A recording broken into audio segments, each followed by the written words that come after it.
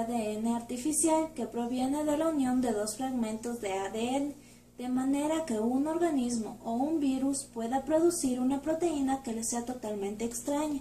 Estas técnicas se emplean para la síntesis de proteína en gran escala, ya que podemos hacer que una bacteria produzca una proteína humana y lograr una superproducción, como en el caso de la insulina humana, que es elaborada por bacterias en grandes recipientes de cultivos, denominados bioreactores.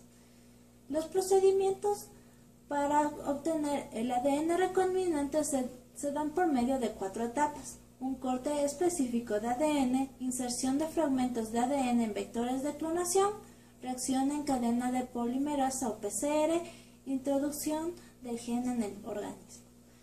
Durante el corte específico del ADN vemos que el ADN es cortado por enzimas de restricción, dejando 2 fragmentos de ADN con 2 bordes pegajosos. De ahí, en la inserción de fragmentos de ADN en vectores de clonación se realiza mediante vectores de clonación que tienen la capacidad de autorreplicarse dentro de células hospedadoras. Existen 2 tipos de vectores, los plásmidos y los bacteriófagos, que teniendo el gen que se desea clonar y el vector de clonación, se realiza un corte con una enzima de restricción y se unen los extremos para la unión por medio de ADN ligasa. Esta reacción en cadena de polimerasa. Esta técnica permite duplicar un número ilimitado de veces un fragmento de ADN. Mediante esta técnica pueden crearse millones de moléculas idénticas. La potencialidad de esta técnica es impresionante. A partir de una molécula de ADN, la PCR puede generar 100 millones de moléculas idénticas en una tarde. Obtención de sustancias para utilización en humanos. Los componentes del síndrome metabólico incluyen, entre otros factores del riesgo cardiovascular, a la diabetes mellitus tipo 2, la hipertensión arterial, la dislipidemia y la obesidad. La resistencia a la insulina suele ser el tronco común entre estas entidades que habitualmente se encuentran asociadas. Muchas hormonas como la insulina, la hormona de crecimiento y factores de coagulación tienen un interés médico y comercial bastante elevado. Por esto, en la actualidad se utiliza la tecnología del ADN recombinante para clonarlos. La tecnología recombinante del ADN ha permitido el desarrollo de la insulina humana.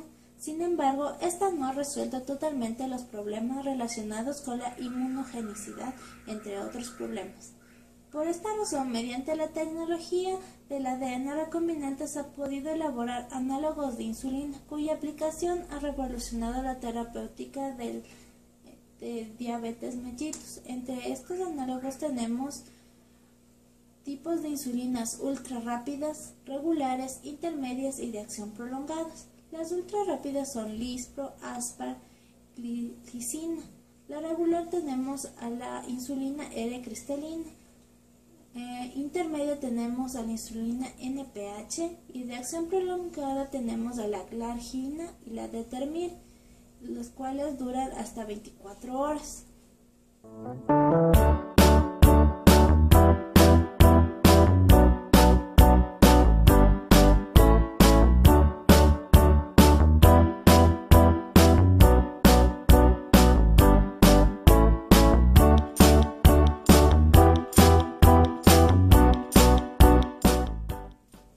Los transgénicos u organismos genéticamente modificados. Los organismos genéticamente modificados son seres vivos a los que por técnicas artificiales se les ha introducido un gen de una especie distinta que jamás llegaría a estar de forma natural en ellos. Se producen transgénicos de plantas, animales y microorganismos, realizando transferencias de genes entre cualquiera de estos reinos. La tecnología por la que se produce la transferencia de genes es muy imprecisa y requiere la utilización de otros genes además del gen que se busca transferir. Con la modificación genética se busca pasar determinada característica de un ser vivo a otro que no la posee. Los microorganismos transgénicos. Como se reproducen con rapidez y son fáciles de desarrollar, vamos a tener a las bacterias transgénicas. Producen hoy infinidad de sustancias importantes y útiles para la salud y la industria. En el pasado, las hormonas de proteínas como insulina, hormona de crecimiento y factor de coagulación, que sirven para tratar graves enfermedades y alteraciones en las personas, eran muy raras y costosas, pero ahora las bacterias transformadas con genes para proteínas humanas producen estos importantes compuestos de una manera muy económica y en gran abundancia. Las personas que tienen algún tipo de insulinodependencia son tratadas con insulina humana, pura producida por genes humanos introducidos en bacterias. Animales transgénicos. Se han usado animales transgénicos para estudiar genes y mejorar las reservas de alimento. Se han producido ratones con genes humanos que hacen que su sistema inmunológico actúe igual al del hombre. Esto permite estudiar el efecto de enfermedades en el sistema inmunológico humano. Los animales transgénicos también podrían proporcionar una fuente inagotable de nuestras propias proteínas.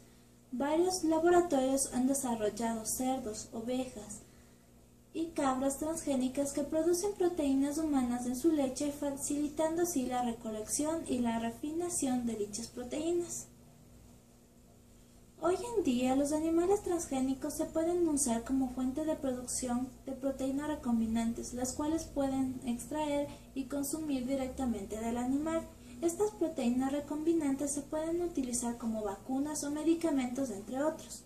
Además, los animales transgénicos se están utilizando actualmente como modelos para estudiar patologías humanas y así utilizarlos en xenotransplantes, cirugía, etc. La obtención de genes de animales, vamos a tener el vector que contiene trozos de ADN del ratón y trozos con genes modificados. El mecanismo celular de recombinación permite que el gen modificado se integre a la célula, es así que tenemos 10 pasos. Se extraen las células embrionarias preimplantadas en el útero de una ratona. Se lleva a un cultivo de células embrionarias. Se da la introducción de un gen modificado con el vector y el cultivo de células modificadas en este momento. Después tenemos que se inyectan las células modificadas en blastocistos, que son reimplantados en una hembra que parirá ratones transgénicos. Los ratones transgénicos podrán aparearse con ratones normales, que darán lugar a generaciones de ratones normales y ratones transgénicos llamados knockout con el gen desactivado. Además de esto tenemos otros animales, como es la obtención de una cerda transgénica, que se toma un gen humano que codifica la síntesis de una proteína de interés biológico con el promotor de gen que codifica una proteína de la leche de una rata. Se introducen por microinyección en el óvulo de cerdo fecundado y al desarrollarse ese óvulo tendremos un animal transgénico. Asimismo tenemos cabras. Para la obtención de insulina transgénica, se va a extraer del plásmido una cadena circular de ADN de la bacteria, se aislará también el gen que codifica la insulina humana y se introducirá en el gen del plásmido. El plásmido se vuelve a introducir de nuevo en una bacteria como la Escherichia coli recombinante y al multiplicarse las bacterias están produciendo grandes cantidades de insulina humana. La producción en gran cantidad llevará a una extracción y purificación, para lo cual obtendremos la insulina que puede ser empleada para tratar la diabetes o cualquier tipo de dislipidemia en la cual necesitemos utilizar la insulina. Terapia celular. Como sabemos, la resistencia a la insulina es un factor que conforma el síndrome metabólico. Y en el caso de la diabetes mellitus tipo 2, un no tratamiento eficaz conllevaría a una diabetes insulinodependiente o diabetes mellitus tipo 1, en donde sería oportuno un tratamiento celular con la sustitución de células beta por islotes pancreáticos procedentes de cadáveres, siendo esta la única terapia disponible que provocaría la independencia de la insulina. Bueno, El allotrasplante de islotes pancreáticos ha demostrado que es capaz de minimizar los niveles de glucosa sanguínea en sangre y de reducir las complicaciones que pueden estar asociadas en esta enfermedad. Por tanto, es el trasplante de islotes pancreáticos procedentes de donantes lo que ha establecido la terapia celular en la diabetes mellitus. En un número pequeño de casos en los cuales los islotes pancreáticos fueron de origen autólogo, luego de la extracción o eliminación del páncreas del propio paciente, fue suficiente utilizar una cantidad de 300.000 islotes pancreáticos para lograr que el enfermo se independizara totalmente de la insulina. Sin embargo, en el caso de un paciente que se realice un trasplante de islotes pancreáticos heterólogos, la necesidad de islotes va a ser mayor, de 600.000 en este caso o mayor. Esto puede suscitar a que necesite un caso mayor cuando se trate de trasplantes heterólogos, los cuales son los más comunes. Y por lo general este tipo de trasplantes son implantadas en el área del hígado, utilizando un protocolo supresor libre de esteroides. Aunque los resultados del protocolo de Edmonton llegaron a conseguir en pacientes diabéticos casi un 100% de independencia en el caso de un año, posteriormente se demostró una disminución de efectividad al 50% a los 3 años y al 15% a los 5 años. Es decir, que la sustitución celular permite temporalmente el control de la diabetes. Sin embargo, existen complicaciones, ya que existen como dos factores principales. En primer lugar, la inmunosupresión indefinidamente y la escasez de los islotes humanos. En el caso preciso de España, donde hay la mayor cantidad de donantes a nivel internacional, existen de 40 a 50 donantes por millón de habitantes cada año. Sin embargo, esta cantidad, si la relacionamos con el número de personas diabéticas en el mundo, sería algo muy complicante, ya que no existe la cantidad suficiente de islotes pancreáticos. El Instituto de Investigación de Diabetes ha logrado descubrir un nuevo tipo de trasplante celular, el cual se lo ha denominado biohub o mini órgano. Este mini órgano es capaz de producir insulina en tiempo real y de detectar la cantidad de glucosa, regulando eficazmente la glicemia en las personas. Anteriormente los trasplantes se los realizaba con islotes directamente al hígado, pero la eficacia de este tratamiento solo dura de 3 a 5 años, mientras que si utilizamos el EpiPlon va a tener una duración de 10 años. En este caso vamos a utilizar un sector del EpiPlon, lo vamos a recortar y en el cual vamos a colocar una cantidad considerable de células productoras de insulina, pero en este caso directamente los islotes pancreáticos, con suero del paciente. Adicional a esto, luego vamos a agregar una cantidad de trombina, que es una enzima que conjunto a este suero y islotes va a formar una sustancia gelatinosa, haciendo de que se queden quietos ahí los islotes pancreáticos, por así decirlo. Luego vamos a cerrar esa cantidad de EpiPlon para formar una bolsa, suturamos y poco a poco va a existir tanto neovascularización como la eliminación de esta sustancia líquida que existía, dejando quietos los islotes pancreáticos. En la actualidad también se ha logrado conformar una nueva tecnología, una especie de esponja la cual hace de páncreas exocrino, en donde nos va a brindar el sostén necesario para poder los islotes pancreáticos, ya sean por stem cells o células reprogramables, las cuales van a formar un nuevo órgano para un paciente diabético tipo 1 que no posee esta capacidad debido a la autoinmunidad.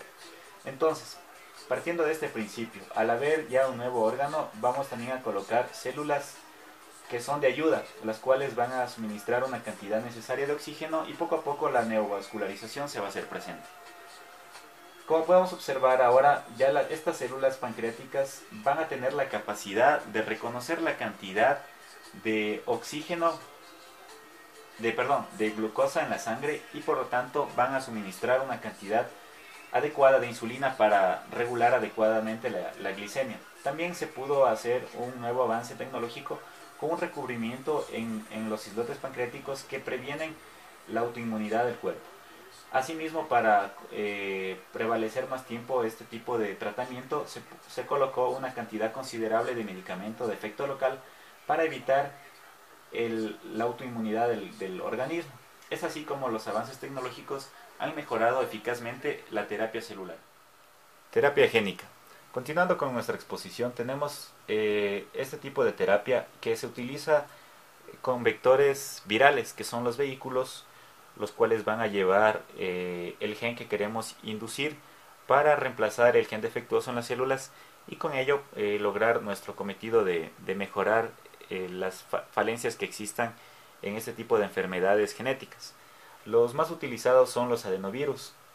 En un estudio que se realizó con ratones, en ratas con destrucción pancreática inducida, se implantó un vector viral de tipo adenovirus con un plásmido, el cual puede expresar un análogo de la insulina en el hígado de estas ratas. Y efectivamente, así fue que el vector indujo la expresión hepática del análogo de la insulina, lo cual provocó que la diabetes se remita por algunos días. Ese tipo de estudios se está realizando de una forma preclínica, es decir, en animales, ya que las consecuencias de utilizar esto en personas puede provocar ciertos tipos de cáncer o también puede provocar una respuesta demasiado autoinmune debido a que no se conocen muy bien estos factores. Bueno, tenemos un video que mejora la explicación. Precisamente este es el objetivo de la terapia génica: introducir en la célula un gen que reemplace al que está defectuoso o ausente. Un tratamiento en el que en lugar de fármacos se administran genes. Eso se consigue gracias a un vector, un vehículo encargado de transportar el gen terapéutico hasta las células de destino. Existen múltiples vectores. Unos de los más comunes son los virus, agentes que insertan su material genético en las células que infectan. En terapia génica, el material genético de los virus se reemplaza por el gen funcional. El vector, equipado con el gen curativo, se administra al paciente para que alcance las células de un tejido en particular. En la jerga científica, a esto se lo conoce como terapia génica in vivo. Aunque en otras condiciones se aplica la técnica ex vivo, es decir, el gen se inserta en células en cultivo que una vez reparadas se trasplantan al cuerpo del paciente. En cualquier caso, al alcanzar las células de destino, los virus les introducen el gen beneficioso y las incitan a fabricar la proteína deseada. Un vector ideal sería aquel capaz de insertar el gen funcional en la célula de destino sin desatar una respuesta inmunológica de rechazo. En este sentido, los investigadores están desarrollando vectores cada vez más seguros. Estos avances, junto a la revolución de la genómica, nos abren hoy las puertas hacia tratamientos de enfermedades que las terapias convencionales no pueden solucionar.